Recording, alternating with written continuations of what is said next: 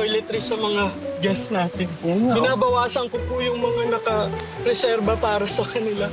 Binibenta ko po sa kabilang isla para magkaroon ako ng pera. Patawarin niyo po ako, Sir Lloyd.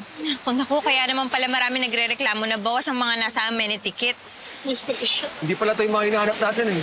Kaya nga. Pero masama pa rin yung ginawa mo, nagnakaw ka pa yun.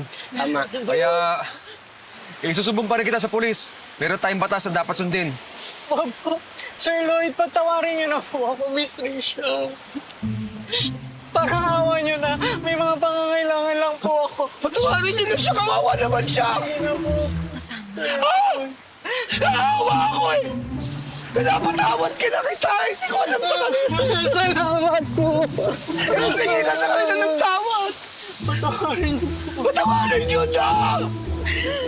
Hirap po. Patawarin niyo na!